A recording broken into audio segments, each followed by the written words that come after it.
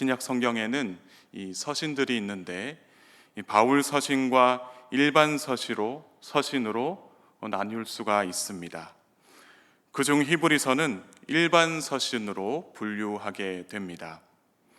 그런데 서신임에도 불구하고 사실 여기에는 이 발신자와 수신자에 대한 이 언급이 없는 독특한 그런 서신이다라는 것을 볼 수가 있습니다. 그러나 서신서에 등장하는 글들이 권면이나 또 경고하는 내용으로 되어 있는 것을 볼 때 우리는 이 발신자를 교회 내의 지도자라고 이야기를 할 수가 있습니다. 또 이스라엘을 우리 조상이라는 이 표현을 쓰는 것으로 보아 이 수신자는 이 유대인 성도들이다라는 것을 알 수가 있습니다. 그리고 이 편지를 기록했던 시기에 대해서 우리가 살펴볼 때에 특별히 신학자들이 추정하기를 기독교인들이 네로에게 박해를 받기 시작했던 이 주후 64년부터 또 예루살렘 성전이 파괴되었던 주후 70년 사이다라고 보통 이야기를 하고 있습니다. 이 히브리서가 쓰여진 목적이 있는데요. 그 목적은 이 동족 유대인들의 박해로 인해서 유대인 성도들이 다시 이 유대교로, 그러니까 기독교에서 유대교로 다시 복귀하는 일이 있었는데 또 그 일 때문에 또 로마 황제의 박해로 인하여 배교 비협을 받고 있었는데 또 그러한 이 상황 속에서 믿음으로 영적 승리를 이루도록 위로하고 권면하고자 쓰여졌다라고 말할 수가 있습니다. 또 한 가지 더 말하자면 예수님이야말로 참된 하나님의 아들이자 대제사장이다 라는 것을 알고 굳게 믿어 참된 그리스도인으로서 살아갈 것을 당부하고자 쓰여진 것이다 라고 볼 수 있습니다. 특별히 히브리서 1장은 하나님의 계시가 백성들에게 전해지는 이 방식은 예수님이 이 땅에 오시기 전과 후로 나눌 수 있다라고 먼저 이야기를 하고 있는데요. 특별히 1절과 2절 상반절을 제가 읽겠습니다. 옛적의 선지자들을 통하여 여러 부분과 여러 모양으로 우리 조상들에게 말씀하신 하나님이 이 모든 날 마지막에는 아들을 통하여 우리에게 말씀하셨으니 아멘. 이 구약 시대에 살았던 이스라엘 백성들은 선지자들의 입과 또 기사를 통해서 하나님의 뜻을 깨달아 알게 되었습니다. 그러나 이 신약 시대로 넘어오면서 이 하나님의 아들이신 예수 그리스도께서 이 땅에 오신 그 이후부터는 이 하나님의 계시는 예수님을 통해서 전해졌다라고 이야기를 하고 있습니다. 그러니까 예수님께서 이 땅에 오셔서 하신 말씀과 사역들을 통해 우리가 이 하나님의 뜻과 하나님의 나라에 대해서 깨닫게 되었다라는 것입니다. 그러나 이것을 부정하는 사람들이 있었다라는 것이죠. 여전히 예수님이 하나님의 아들이신 것을 부정하고 거부하는 사람들도 또 거부하는 유대인들도 있었다라는 것입니다. 그들은 예수님을 신성모독으로 몰아세운 것과 더불어 유대인 성도들을 핍박하고 박해하며 그들의 신앙을 흔들고자 했던 사람들이 있었습니다. 그러나 히브리서 기자는 이 예수님을 통하지 않고서는 하나님의 온전하신 뜻을 깨달아 알 수 없다라고 이야기를 하고 있는 것입니다. 그렇다면 과연 예수님은 어떤 분이신가? 이것에 대해서 히브리서 기자는 예수님에 대해서 구체적으로 말하고 있습니다. 먼저 이야기하고 있는 것은 예수님은 만유의 상속자로 세워지고 또 모든 세계를 지으신 하나님의 아들이시다라고 말하고 있습니다. 하나님께서 이 세상을 창조하시고 또 다스리듯이 예수님도 하나님의 아들로서 창조에 참여하시고 또 세상을 다스리시는 주인이신 것을 믿으라라고 이야기를 하고 있습니다. 또한 3절에 이야기하기를 예수님은 하나님의 영광의 본체이시자 또 본체의 형상이다라고 말합니다. 예수님은 아들로서 아버지이신 하나님의 영광을 그대로 담아내고 있는 그런 하나님이시다라는 이야기죠. 또한 사람의 눈으로 볼 수 없는 이 하나님을 이 사람들에게 하나님이 어떠한 분이신가 라는 것을 깨닫게 하고자 예수님을 통해서 또 자신을 통해서 하나님을 드러내시는 분이 바로 예수님이시다 라는 이야기입니다. 더 나아가서 예수님은 이 능력의 말씀으로 이 세상을 붙드시는 분이시고 보혈의 능력으로 사람들의 죄를 정결하게 하시는 분으로 이야기를 하고 있습니다.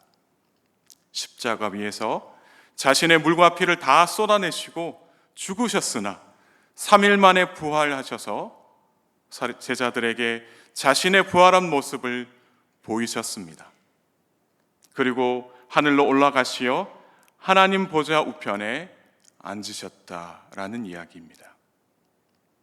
이 모든 일들을 이루심으로 이 아름다운 이름을 기업으로 얻으신 이 예수님을 천사보다 훨씬 뛰어나신 분이시다라고 소개하고 있습니다. 그 이유에 대하여 5절에서 14절까지 이야기를 하고 있습니다. 첫째는 이 하나님과 예수님과의 또 천사의 관계 속에서 이야기를 하고 있습니다. 5절의 말씀을 같이 읽겠습니다.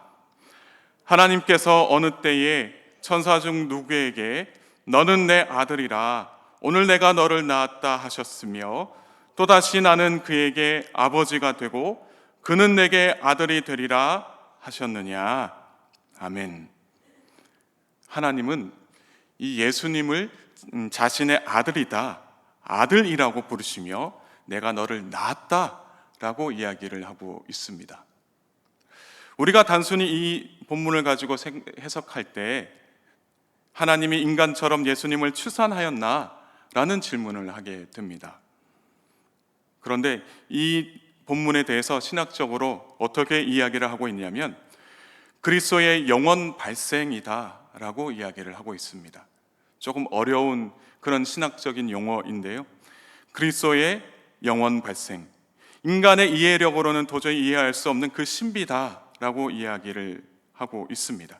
다시 말해서 하나님과 예수님과의 그 관계를 아버지와 아들 관계로 이해하고 설명하는 데 있어서 인간의 지식과 이해력으로는 도저히 감당할 수 없어서 붙여진 그러한 신비, 신학적인 용어입니다. 그래서 이것을 이 세상이 창조되기 전에 성자 예수님은 성부 하나님으로부터 영원 발생되었다, 발생하였다라고 이야기를 하고 그것을 받아들여야 한다라는 이야기입니다. 따라서 이 이야기가 무엇이냐면 다시 말해서 예수님은 하나님의 아들로서 천사들과 다른 신분을 가지고 있다라는 이야기입니다.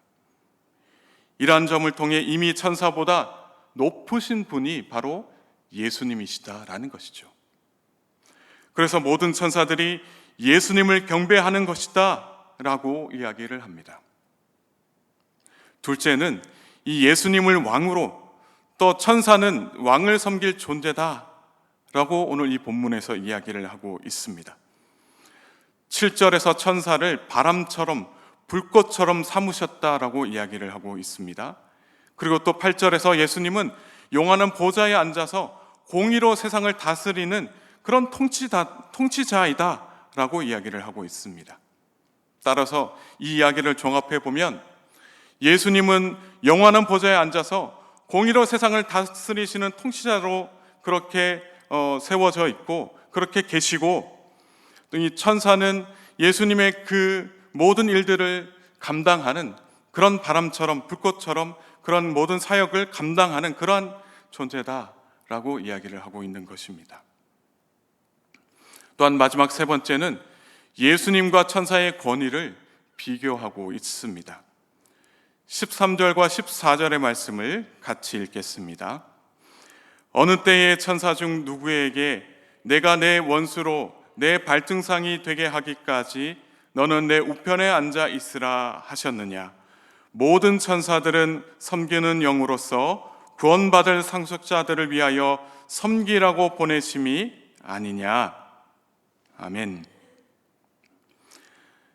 하나님께서는 그 어떤 천사 보고 내 우편에 앉아 있으라 라고 말한 적이 없습니다. 그래서 오늘 이 이 말씀에서 이렇게 이야기하죠. 하나님이 내 우편에 앉아 있으라 라고 말한 그런 천사가 있느냐라고 이야기를 하고 있습니다. 왜냐하면 천사는 섬기는 영이기 때문입니다. 그렇기 때문에 이 천사들은 예수님을 섬기게 된다라는 이야기입니다. 또한 예수님뿐만이 아니라 구원받을 상속자들도 섬기라고 보냄을 받은 존재들이 바로 천사다라고 이야기를 하고 있습니다. 따라서 예수님은 감히 천사들과 비교할 그런 존재가 아니다라고 이야기를 하는 것이죠.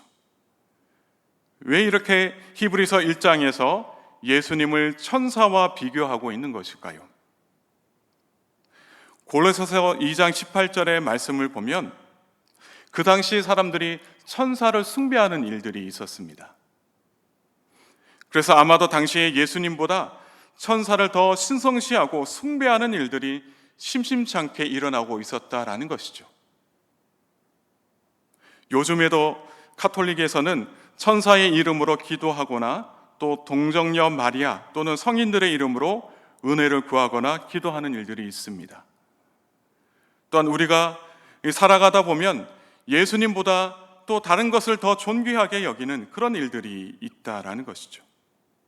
어쩌면 이러한 일들이 일어나는 것은 예수님에 대하여 제대로 알지 못하기 때문에 이런 일들이 일어나는 것은 아닌가라는 생각을 하게 됩니다. 우리가 그리스도인이기 때문에 예수님을 잘 믿어야 한다라는 그런 생각을 가지고 있지만, 그러나 우리의 신앙 속에 예수님보다 더 다른 것을 더 귀하게 여기고 그것을 바라보는 그런 삶을 살고 있지는 않은가, 나의 신앙을 돌아보고 살필 필요가 있다라는 것입니다.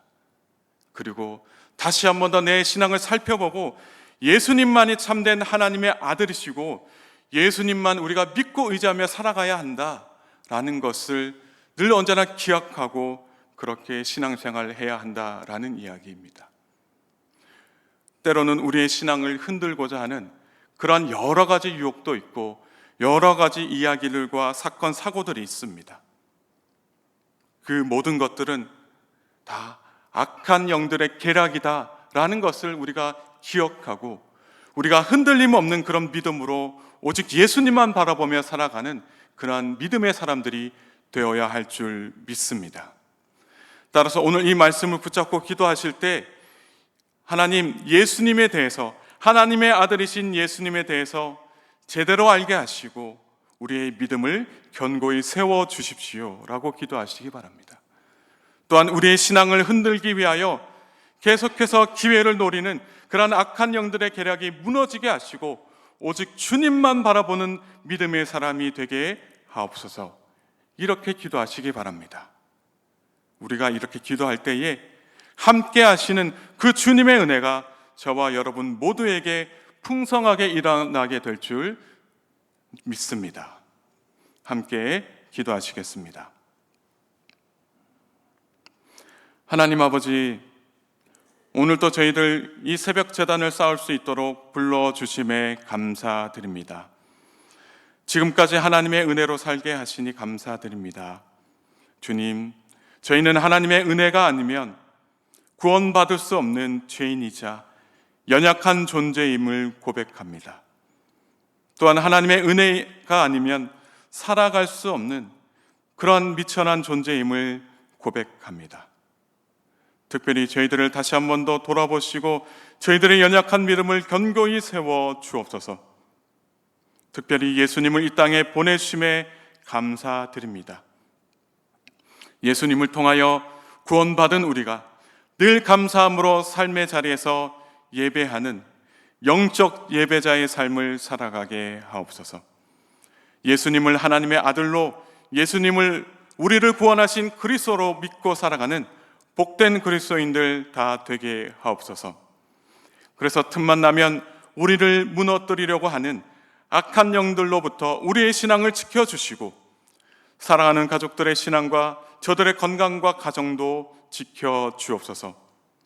그래서 오늘 하루도 예수님을 인격적으로 만나는 귀한 하루가 되게 하옵소서. 예수님과의 깊은 교제 속에서 참된 기쁨과 평안을 얻는 복된 하루가 되게 하옵소서. 예수님의 귀하신 이름으로 기도하옵나이다. 아멘.